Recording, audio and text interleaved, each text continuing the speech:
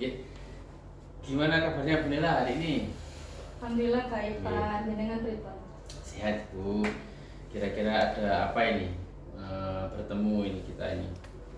Jadi sebelumnya mohon maaf mengganggu waktunya. Oke. Saya ingin sharing kepada jenengan Oke. terkait permasalahan yang saya hadapi ketika di kelas. Oh, ada kendala ketika pembelajaran di kelas gitu. Kira-kira permasalahan apa itu di kelas ini? Permasalahan ini tuh sudah bisa dibilang sering terjadi. Jadi, makanya sampai saya datang ke jenengan Oke. sharing. Masalahnya itu kebanyakan terjadi di kelas laki-laki, kelas cowok. Oh gitu. Kondisinya mungkin dalam bentuk apa itu permasalahannya? Ketika saya mengajar itu beberapa anak di tengah pembelajaran itu kurang fokus. Oh gitu. Kurang fokusnya saya perhatikan tuh bisa dalam bentuk melamun, terus main coret-coretan di buku, lalu selonjoran gitu. Kemudian lama-lama merem gitu Pak. Oke. Dari kondisi itu memang complicated sih kalau katanya dari anaknya. Membawa dampak ke temannya. Kalau membawa dampak lama-lama iya Pak. Jadi lama-lama ke teman sebelahnya itu juga ikut-ikutan selonjoran gitu. Oh gitu. Berapa anak di kelas ini kayak itu? Kalau saya perhatikan kurang lebih 5 anak. 5 anak. Itu, Di kelas itu? iya. Iya mungkin mereka janjian. Bisa jadi mereka janjian juga, bisa jadi ada kendala yang membuat hal kok bersamaan begitu bentuknya. Dari kondisi Bu Nela itu kira-kira ada strategi atau langkah-langkah yang harus dilakukan biar teredam dari permasalahan itu, Bu? Jadi anak itu ketika kurang fokus, pertama-tama saya tanya dulu kepada mereka, Pak. Kenapa kok nggak fokus? Kenapa mengantuk? Gini. Ternyata mereka menjawab memang, iya ngantuk banget Bu hari ini. Sering? Iya sering Pak di pembelajaran saya. Saya kan Langganan bahasanya nggih. Berarti langganan iso ada permasalahan lain Bu. Kalau satu hari mungkin karena ada kendala di rumah atau mungkin sakit, kalau langganan mungkin ada permasalahan lain. Kira-kira iya. Tapi Ibu kira-kira dari kondisi Ibu, kondisi anak-anak kali itu yang tidur di kelas itu kira-kira ada rencana apa untuk menyelesaikan masalah itu? Ketika ada anak kurang fokus atau mengantuk, saya kan jadi kayak ya kurang semangat juga ya Pak ya melihat anak-anak seperti itu. Terus saya ajak ice breaking Pak. Ice breakingnya itu biasanya tanya jawab atau kuis cepat gitu. Tentang materi yang akan diajarkan ya? Ya, atau materi sebelumnya yang sudah saya ajarkan. Review, geng. Lalu yang bisa menjawab itu saya beri poin. Jadi nanti dikumpulkan poinnya, nanti dapat reward dari saya di. Oke, bisa itu. Untuk itu Bu, selain ice breaking, tanya jawab, ada yang lain Bu, tambahan mungkin selipan apa? Karena saya terapkan ice breaking di beberapa minggu, ternyata itu kurang efektif di anak-anak yang bagian belakang dan anak-anak yang sama itu. Yang sama yang mengantuk itu. Jadi dia kurang tertarik. Ya wes lah, nggak dapat poin nggak apa-apa gitu. Iya. Tapi dia juga lumayan nggak mengantuk sih Pak. Cuma ya nggak ikut jawab gitu. Nggak ikut menjawab. Rencananya lain Ibu mungkin? Saya ajak keluar kelas. Jadi kelas cowok kan lebih suka interaksi di luar kelas ya Pak. Mungkin jenuh di kelas itu. Jadi saya ajak keluar ke lapangan, kadang ke taman seperti itu. Untuk melakukan pembelajaran di luar sesuai dengan materi Ibu itu ya? Tentang apa itu Bu? Kebetulan materinya tentang interaksi makhluk hidup. Jadi saya ajak keluar ke taman. Mereka saya minta untuk mengamati komponen abiotik dan biotik di lingkungan. praktek ke lapangan biar anaknya gerak dan tidak mengantuk, ngoten nggih. Oke, itu mungkin strategi yang bagus Ibu untuk bisa diterapkan biar anaknya lebih semangat dalam belajar. Pembelajaran selesai di luar itu atau hanya sekilas saja? Itu kan dicatat gitu Pak, kayak komponen abiotik apa saja, biotik apa saja secara individu. Kemudian terkadang saya bawa lagi ke kelas, terus didiskusikan di kelas bersama, dibahas bersama. Oh gitu, ada feedbacknya di kelas. Kemungkinannya akan nggak ngantuk kemungkinannya Ibu dan lebih interaktif. Dari langkah-langkah dan strategi itu mungkin setelah ada supporting yang lain Bu, mungkin bisa berkolaborasi dengan siapa yang bisa membantu di aksi Ibu itu tadi untuk menyelesaikan masalah itu tadi. Kalau di sekolah itu menurut saya yang paling penting memang perannya wali kelas nih Pak. Karena wali kelas lah yang lebih dekat dengan siswa. Oh iya, betul. Kondisi mungkin menanyakan dengan wali kelas tentang hal itu. Mungkin selain dengan wali kelas, langkah kondisi selain dengan wali kelas, rencana Ibu juga dengan wali kelas mau ngapain gitu? Wali kelas menyarankan kepada saya coba anaknya diajak diskusi gitu, diskusi secara face to face gitu Pak. Oh begitu. Dan ya udah saya lakukan, saya panggil kelima anak itu, tapi secara bergantian. Secara bergantian ya. Oke. Saya tanya permasalahannya, kenapa kok bisa kurang fokus, kenapa mengantuk. Mereka menceritakan, kemudian saya tanya, memangnya setelah pulang sekolah itu kalian ngapain gitu, kamu ngapain kegiatannya? Ya kan jawabannya ya main Bu gitu, karena kan udah belajar di sekolah gitu. Di rumah main ngapain gitu? Malam-malam maksudnya main di luar ketemu apa gimana? Kalau biasanya sore itu bisa ketemu Pak, jadi kadang futsal bareng. Oh gitu. Ya, terus kadang malam gitu Bu? Sore pulang sekolah gitu sampai maghriban sampai isya. Nah malamnya tuh dilanjut dengan mabar Pak, mabar game online. Oh di rumahnya masing-masing tadi? Iya. Oh jadi gitu. kan nggak ada waktu sampai jam berapa Bu? Kalau mabar itu kadang ada yang pernah sampai jam 1 saya tanya. Jam 1 malam. Berarti sepakat bareng-bareng mabar gitu ya? Oh iya itu mungkin ya harus dihentikan. Tentu dengan wali kelas sudah tahu kondisi itu. Terus kemudian saya ceritakan masalah itu ke wali kelas. Terus wali kelas itu juga mengajak diskusi, dipanggil juga diajak diskusi. Kalau misalkan mereka berubah, ya udah. Kalau nggak berubah, wali kelas akan mengajak diskusi wali muridnya, jadi orang tua siswa itu. Oh gitu. Ya mungkin strategi yang sudah direncanakan mungkin bagus. Menurut saya sih bagus karena memang terstruktur. Selain di kelasnya sudah terprediksi, sudah tertata, mencarikan masalah di psikologi anaknya. Ya, mudah-mudahan besok berhasil. Bu Nela, setelah Bu Nela cerita ini apa yang Bu Nela rasakan ini? Alhamdulillah saya lebih lega.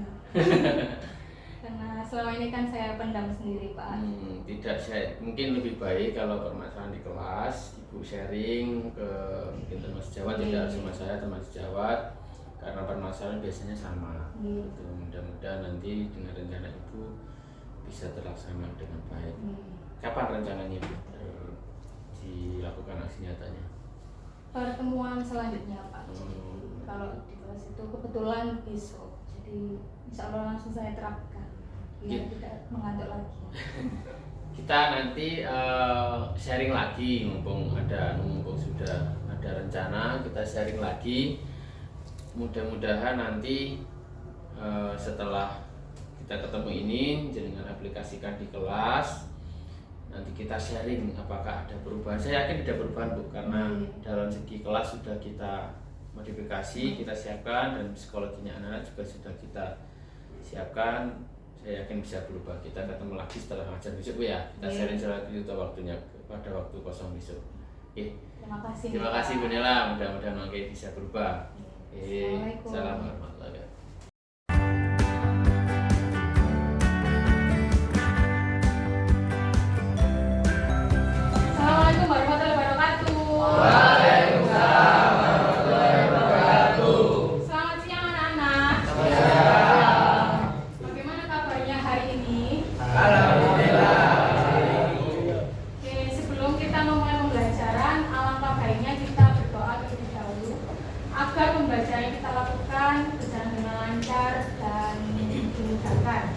Oke, ketua kelasnya silakan dipimpin doa. Sebelum kita mulai pelajaran, mari kita berdoa. Berdoa mulai. Berdoa selesai. Ya anak-anak,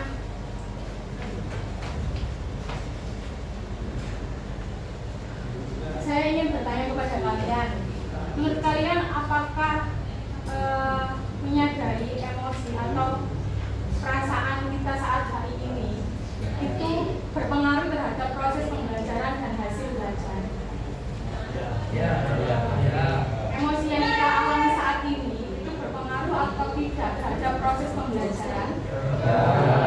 Nah, ternyata emosi yang kita alami saat ini itu sangat berpengaruh terhadap pembelajaran, bahkan ke hasil pembelajaran. Sebagai contoh, misalkan saat di rumah kita punya masalah, terus kita berangkat ke sekolah, ya, kita belajar, kemudian terlintas di kepala kita masalah yang tadi di rumah, itu akan membuat belajar kita nggak fokus, betul? Kalau sudah nggak fokus, pembelajaran menjadi tidak efektif dan hasil belajarnya tidak memuaskan. Beda lagi kalau kita berangkat dari rumah itu sudah senang, dalam keadaan senang dan gembira, pasti pembelajaran akan lebih mudah dan lebih mudah ditangkapkan, ya.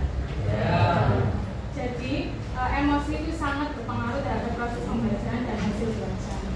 Oke, maka dari itu saya ingin mengajak kalian untuk menuliskan apa yang kalian alami saat ini, ya, di lembar sticky note ini. Nanti saya bagikan satu persatu. Silakan kalian tulis satu kata saja yang menggambarkan emosi kalian saat ini. Bisa dimengerti?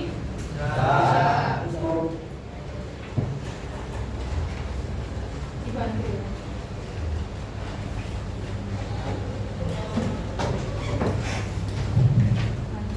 Ambil satu-satu terus ke belakang.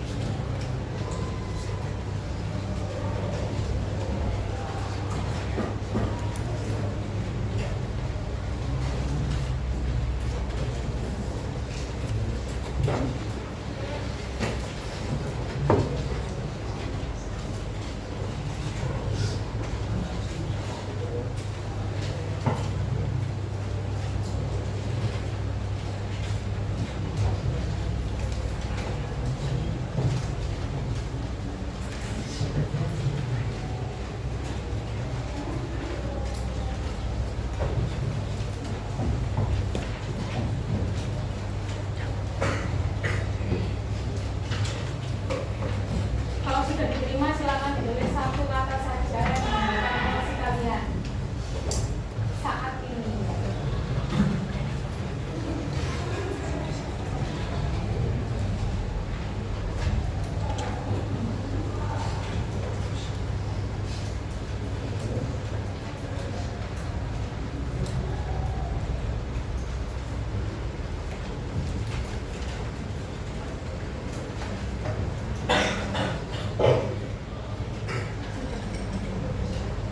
Sudah atau belum? Nah, sekarang dikumpulkan berbeda dunia.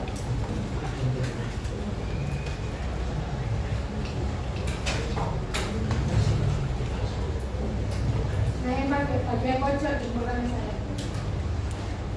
Anjaya, Christian,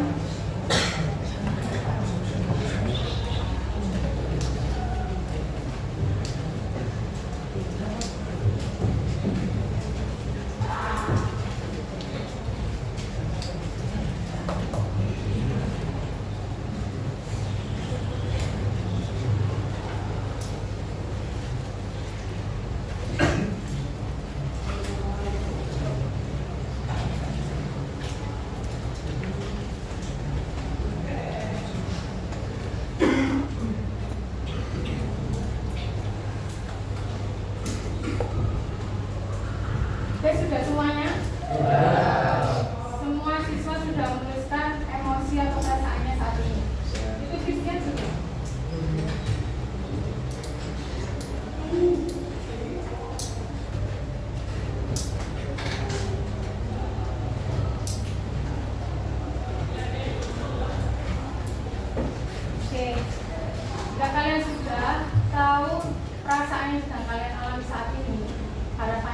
kalian bisa mengontrol emosi itu. Ya.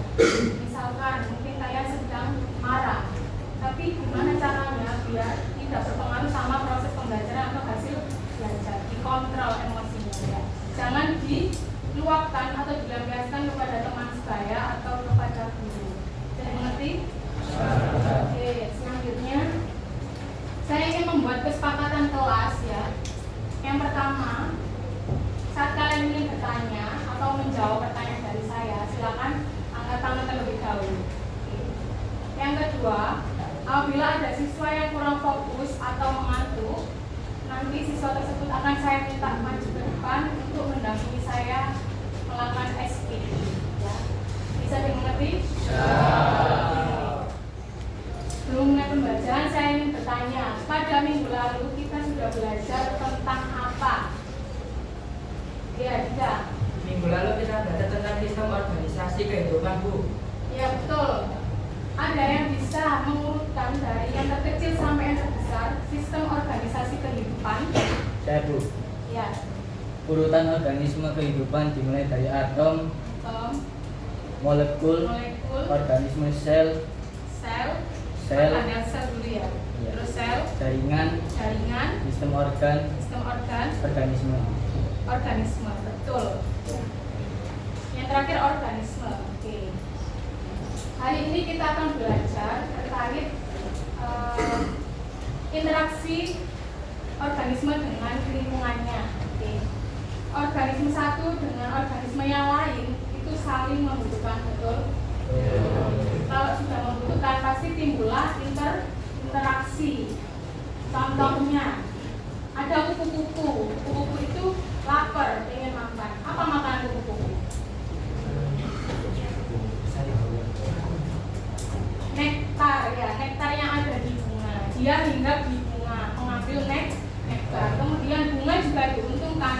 Dia dibantu penyerbukan oleh kupu-kupu. Itu salah satu bentuk interaksi antar organisme kupu-kupu dengan bunga.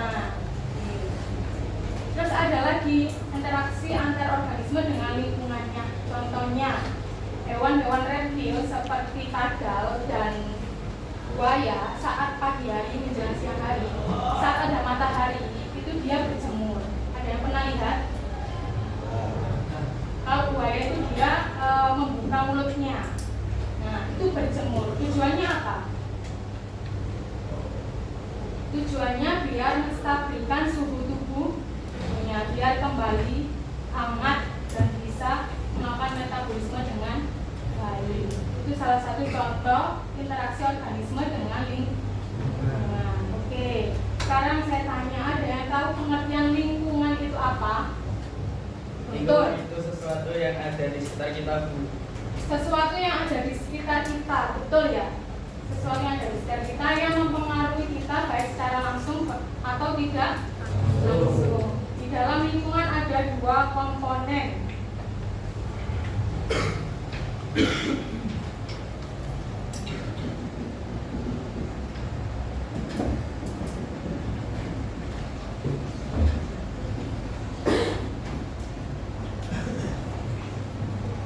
Yang pertama komponen biotik, yang kedua abiotik.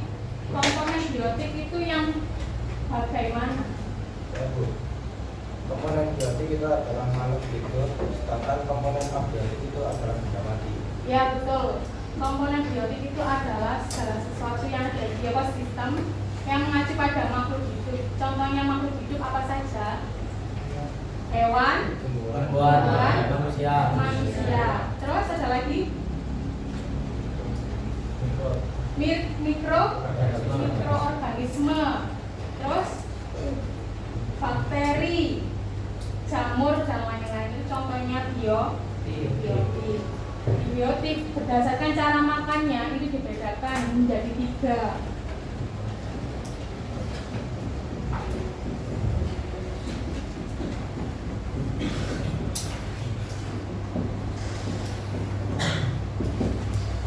Ada produsen itu yang bisa membuat makanan sendiri. Contohnya apa? Tanaman atau tumbuhan. Yang kedua ada konsumen. Konsumen ini tidak bisa membuat makanan sendiri. dia membutuhkan makhluk hidup lain. Contohnya apa kalau makhluk hidup? Hewan, terus manusia, betul. Yang ketiga ada pengurai. Pengurai itu apa? Makhluk hidup yang memakan makhluk hidupnya sudah mati. Misalkan ada bangkai, nah itu makan seperti bangkai. Oke, itu tadi perbedaan perbedaan cara memakannya. Sekarang komponen abiotik adalah komponennya apa? Benda yang tidak hidup. Contohnya batu, air, pasir, suhu, angin, api, ya kelembapan dan lain-lain. Kalau mobil itu termasuk apa? Abiotik atau biotik? Abiotik ya.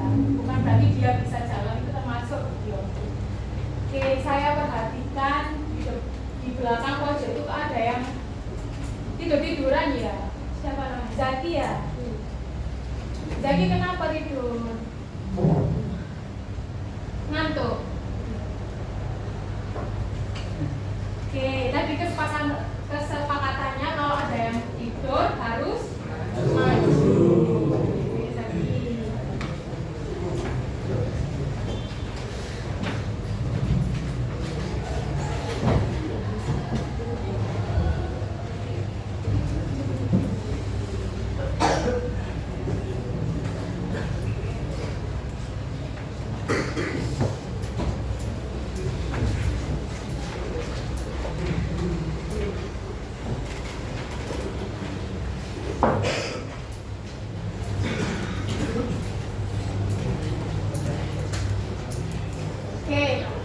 Biar Zaki nggak ngantuk dan kalian juga nggak ngantuk, kita melakukan ice breathing ya, biar segar lagi. Oke, ice breathingnya ngapain?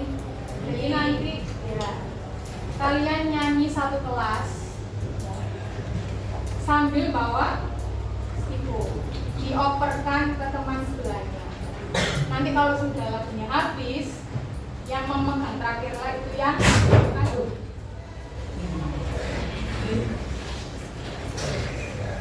Aman.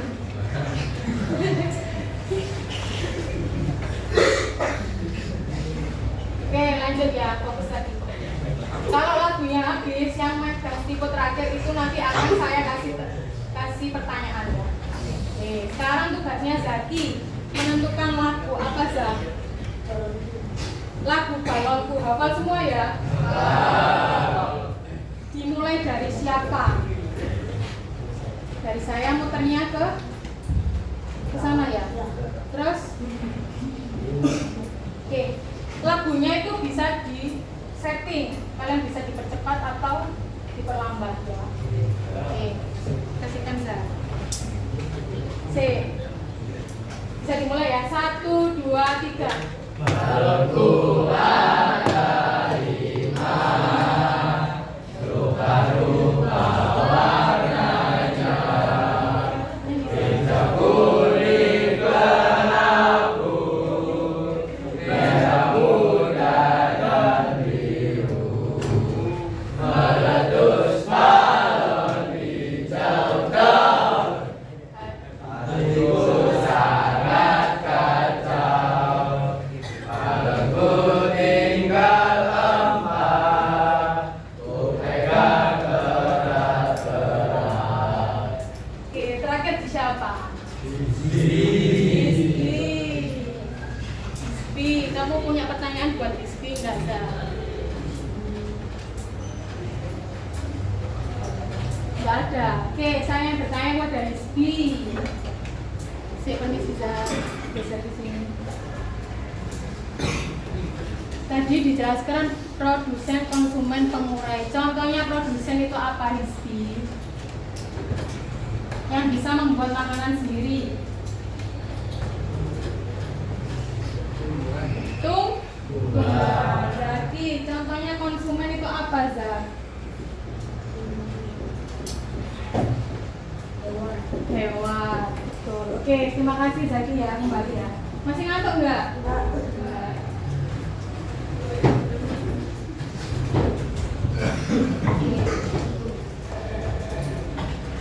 Sekarang saya punya gambar di depan ya. Nanti kalian semua perhatikan ke depan.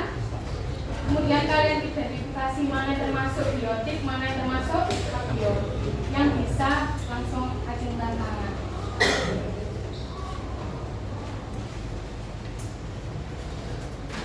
Komponen biotik. Biotik itu tadi apa? Makhluk hidup. Mana yang termasuk makhluk hidup? Angkat tangan, ayo. Gak apa-apa salah. Harimau, oke. Firza, ada lagi yang hidup? Tumbuhan. Ada lagi ya? Apa? Apa Zaz? Burung, betul. Ada lagi? Ini apa? Ya, tumbuhan bunga. Oke. Sekarang komponen abiotiknya. Mirza lagi. Air, oke. Ada lagi?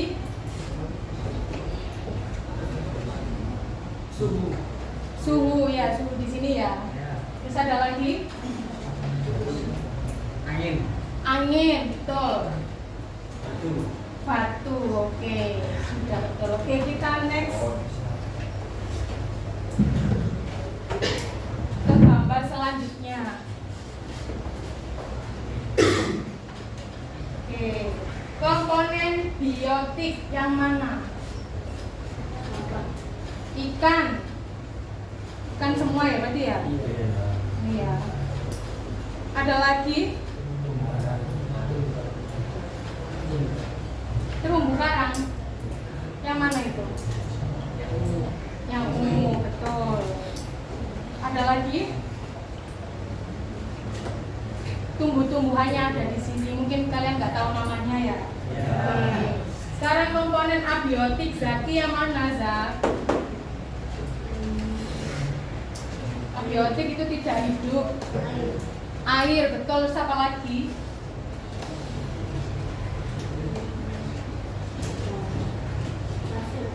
Pasir, betul. Terus ini terang, kira-kira ada apa? Cahaya matahari. Oke. Lanjut. Nah, ini yang biotik yang mana? Bebek. Ada lagi? Manusia. Ada lagi? Tumbuhan. Terus kalau abiotiknya? Traktor, tanah, sinar matahari, suhu, angin, dan sebagainya. Oke, sudah tahu perbedaan abiotik dan biotik ya? Dari gambar ini namanya ekosistem apa? Sawah atau sungai? Di suatu ekosistem pasti ada peristiwa makan dan dimakan yang untuk garis lurus namanya rantai makanan. Oke, dilihat manakah ini ada hewan. Hewan bebek. Bebek itu kira-kira makan apa? Kalau yang ada di sini. Cacing yang ada di tanah ya.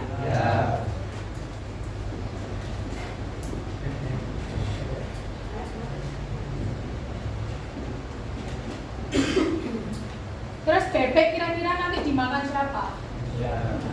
Manusia. Selain manusia ada lagi? Ular. Oke, itu namanya rantai makanan.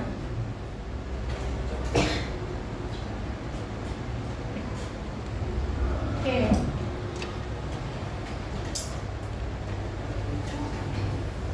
Nih, kalau rantai makanan dibuat skema gambarnya seperti ini. Ya. Pertama ada gambar apa ini? Rumput. Rumput dimakan oleh belalang. Rumput sebagai apa? Produsen membuat makanan sendiri dimakan oleh belalang. Belalang sebagai konsumen primer atau yang pertama. Belalang dimakan kata sebagai konsumen sekunder. Dimakan oleh siapa lagi?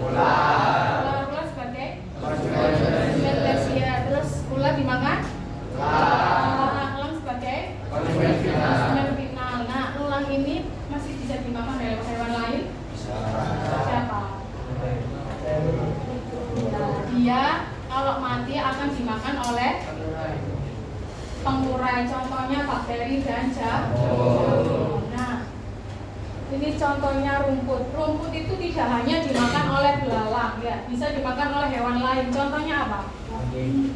Kambing. Ada lagi? Sapi. Nah, setiap hewan ini nanti akan membentuk rantai makanan lagi, sehingga ada beberapa rantai makanan yang saling berhubungan. Itu namanya apa? Jaring-jaring makanan. Nah, kayak gini. Produsennya hanya tumbuhan, tapi tumbuhan bisa dimakan oleh siapa saja.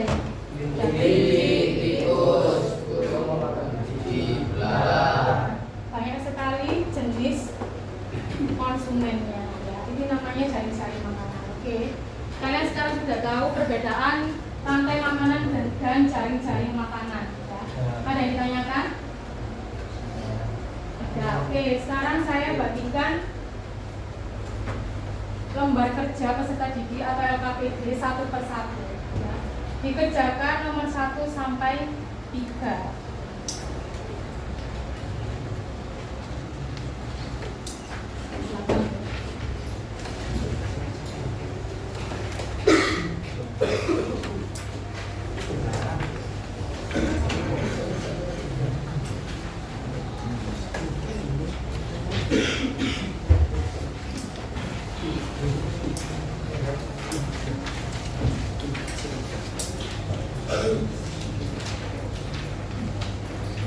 Sudah dapat semua? Nomor 1 sampai 3 saja. Yuk. Sebelah sana sisa.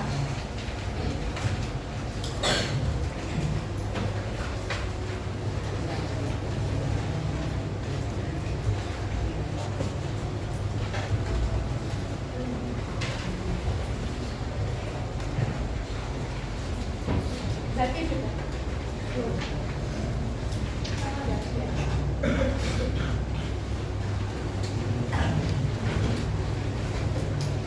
Nomor 1 sampai 3. Waktunya 15 menit.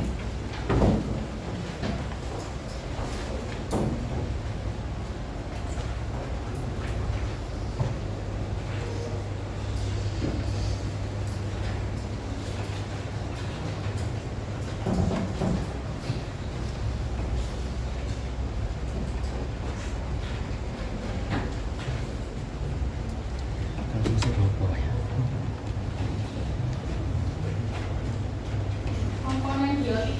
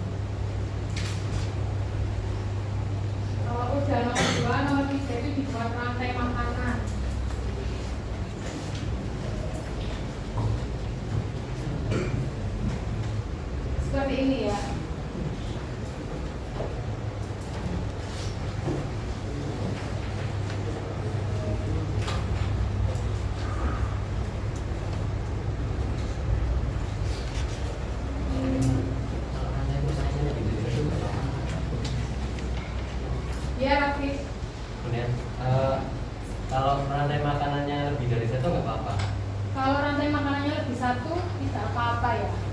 Semakin banyak semakin bagus.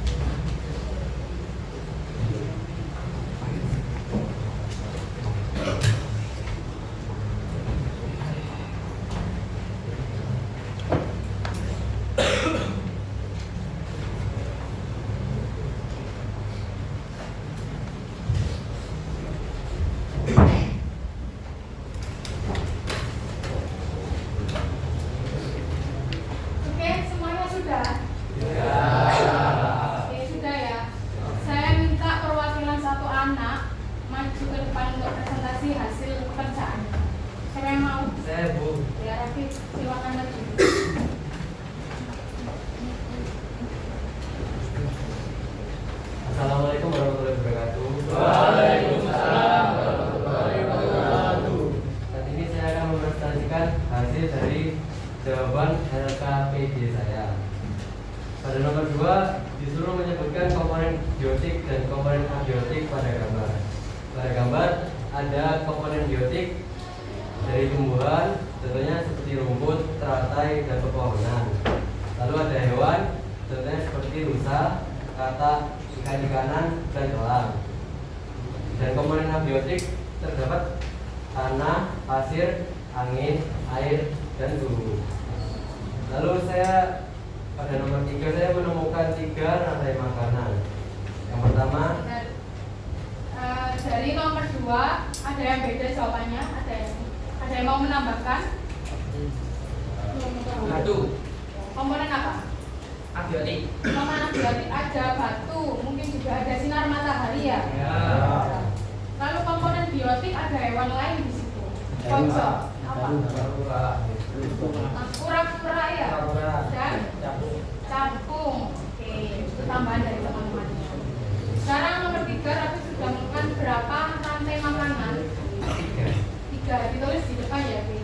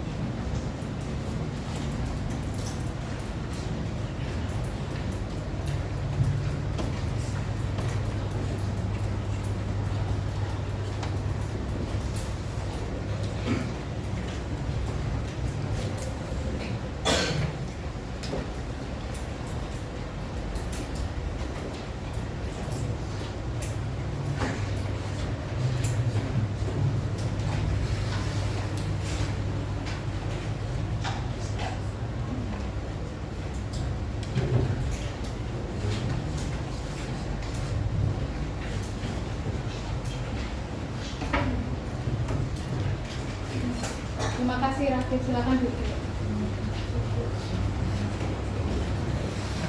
Oke, kita lihat bersama jawabannya Rafif. Rantai makanan yang pertama ada rumput. Rumput ini sebagai apa? Produsen. Kedua ada rumput dimakan rusa. Rusa sebagai konsumen berapa? Primer atau konsumen 1. Rusa dimakan harimau. Harimau sebagai konsumen 2. Ya. Harimau akan dimakan oleh jamur. Ya, kalau dia mati akan dimakan oleh jamur dan bakteri lainnya. Betul. Yang kedua, pertama ada mikroorganisme yang ada di air ya. Dimakan oleh ikan-ikan kecil. Tuh. Mikroorganisme sebagai apa? Produsen. Ikan-ikan kecil sebagai konsumen pertama. Ikan kecil dimakan ikan sedang. Konsumen berapa? 2. Ikan sedang dimakan ikan besar. Ikan besar konsumen berapa? 3. Ikan besar kalau mati akan dimakan oleh mikroorganisme.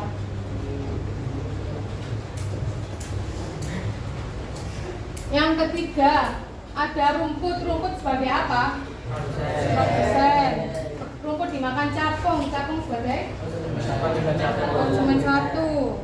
Capung dimakan katak. Katak sebagai konsumen 2. Katak dimakan ikan besar.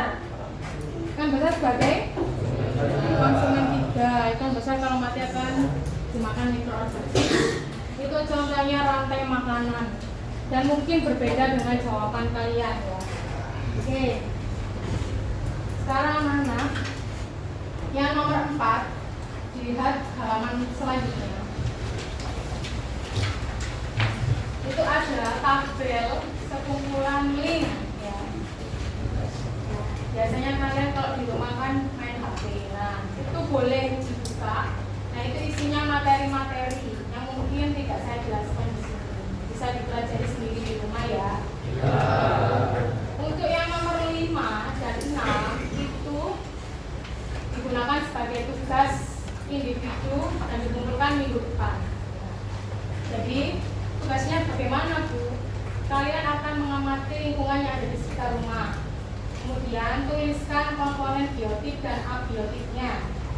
Kalau sudah, buatlah rantai makanan. Nanti sama seperti yang tadi.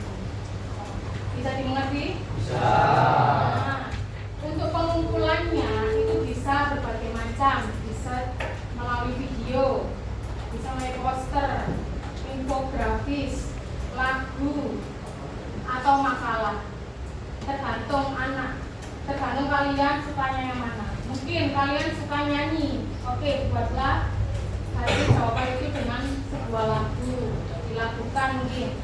Saya suka nulis ngarang kata-kata Bu, buatlah menjadi makalah. Saya suka gambar Bu, gambar-gambar di HP ya. Buatlah poster dan sebagainya. Saya suka Bu, buat vlog Bu ya, nge-vlog atau buat video. Jadi kalian buat video. Nah, setiap anak boleh berbeda. Ada yang ditanyakan? Oke. Saya rasa cukup pembelajaran hari ini.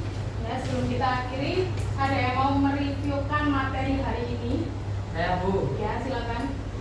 Hari ini kita belajar materi interaksi makhluk hidup dengan lingkungan. Di dalam lingkungan terdapat komponen biotik dan abiotik.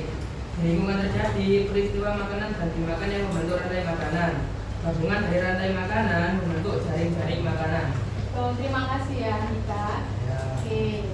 Selanjutnya jangan lupa tugasnya dikerjakan minggu depan, dikumpulkan melalui Google Drive ya. Nanti saya buatkan linknya, saya kirim di grup. Oke.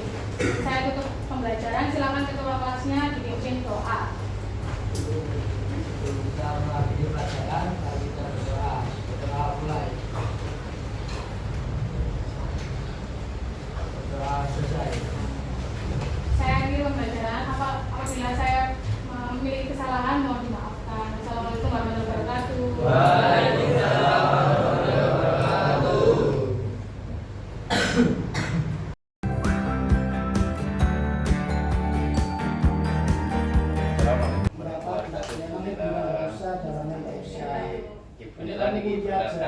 saya Ibu Marika, Ibu Daniela, Ibu guru biologi. Kemarin melakukan observasi. Ini hasil pasca dari wajibnya. Ibu Daniela, bagaimana? Kemarin kita kan pernah bertemu ngobrol tentang permasalahan Bu Daniela ketika pembelajaran.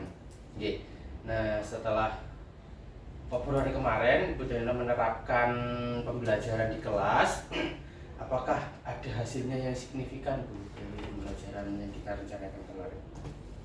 Mengingat permasalahan kemarin yang saya alami itu kan banyak siswa, beberapa siswa, tepatnya 5 siswa itu kurang fokus dalam pembelajaran, dikarenakan mengantuk. 5 kemarin dia. Masalahnya itu. Kemudian saya terapkan strategi yang saya sampaikan kemarin, dan alhamdulillah bisa dibilang cukup tepat, Pak, karena 4 siswa itu sudah menunjukkan perubahan, namun 1 siswa itu memang belum bisa berubah. Masih ada berarti? Iya, masih ada. Berarti yang 4 itu sudah mulai ada perubahan, yang satunya belum. Kenapa? Kalau yang belum berubah itu mungkin karena memang ada permasalahan di rumahnya, permasalahan individu. Kalau saya tanya ke anaknya itu karena di rumah itu memang dia jauh dari jangkauan orang tua, awasan orang tua. Ada permasalahan pribadi berarti. Tapi permasalahan kemarin kan karena anaknya sering ada kegiatan di luar, salah satunya kan karena mungkin main game kabel bersama kan kemarin. Berarti anak yang belum selesai permasalahan ini ada masalah lain. Karena tidak diawasi oleh orang tua, akhirnya dia orang tuanya kenapa? Orang tuanya, ibunya pulang malam dan bapaknya juga pulang malam. Jadi kalau ketemu anaknya sendiri di rumah, nggak ada yang ngontrol. Terus dari kondisi itu langkah ibu untuk menyelesaikan masalah itu. Satu anak itu yang belum selesai itu. Jadi saya panggil lagi anaknya, gitu kan. Terus saya tanyai permasalahannya. Terus kemudian saya sampaikan ke wali kelasnya, Pak. Gitu. Saya ceritakan juga ke wali kelasnya. Lalu wali kelasnya menghubungi wali muridnya. Gitu. Berarti berkolaborasi sama wali kelas kemarin dia. Jadi tindak lanjutnya tinggal perkembangan besok ya, kita lihat perkembangannya. Dari hasil permasalahan Ibu Nela kemarin, pertama ada 5 anak, sekarang masih tinggal 1 karena permasalahan berbeda. Mungkin langkah selanjutnya mungkin bisa diterapkan itu tadi, menghubungi wali kelas, berkolaborasi dengan wali kelas, dan juga bisa juga memanggil dengan orang tuanya. Harus diselesaikan. Terus dari kondisi Bu Nela itu kira-kira apakah ada hal yang perlu dipertahankan dan apakah ada yang kurang baik gitu yang perlu kita perbaiki lagi? Yang perlu dipertahankan ketika anak-anak itu kurang fokus, saya akan melakukan strategi melakukan ice breaking di tengah pembelajaran. Betul. Kemarin melakukan ice breaking. Ice breaking bisa dengan cara kuis atau permainan sederhana seperti itu. Untuk meningkatkan semangat. Semangat dan fokus lagi. Betul. Ada kalanya juga saya melakukan pembelajaran di luar kelas, Pak. Untuk merubah suasana kemarin. Mungkin anak-anak jenuh di dalam kelas, terus saya ajak keluar, kadang pembelajaran di perpustakaan, terus kemarin itu kebetulan di luar kelas mengamati lingkungan yang ada di taman seperti itu. Untuk peningkatan? Itu yang perlu dipertahankan. Selain itu juga kita harus memang sebagai guru penting mengetahui emosi siswa atau keadaan siswa KSE-nya itu ya. Menerapkan KSE, kesadaran diri itu. Betul. Jadi pemahaman psikologi siswa sebelum pembelajaran. Jadi sebelum pembelajaran dimulai kita tanya dulu bagaimana mood mereka hari ini. Betul. Terus saya kasih sticky note gitu. Terus saya bagikan setiap anak, terus kemudian mereka menuliskan moodnya. Apakah senang, sedih atau galau sebenarnya. Terus dikumpulkan, terus saya sortir mana yang paling terbanyak moodnya gitu. Misalkan banyak yang lagi sedih, ya udah saya mengikuti pembelajaran yang kiranya Tidak. membuat Gitu. Rencana timbal balik Bu, rencana tindak lanjutnya agar aksi nyata model itu bisa terus bertahan atau yang lain kira-kira apa Bu? Untuk bisa menguatkan kegiatan itu tetap berjalan dalam internet. Mengetahui pembelajaran sebelumnya kan mungkin dikatakan belum mengetahui psikologi siswa. Nah, tindak lanjutnya biar psikologi siswa itu bisa terus tertanam dan tertata biar bisa kuat. Kira-kira apa tindak lanjutnya? Menurut saya setiap hari, Pak. Jadi sebelum pembelajaran kita harus mengetahui mood siswa gitu. Jadi konsisten aja gitu dengan strategi kita. Ya betul Bu, kadang kalanya kalau kita konsisten juga bisa membantu kondisi siswa ya tidak berubah. Jadi,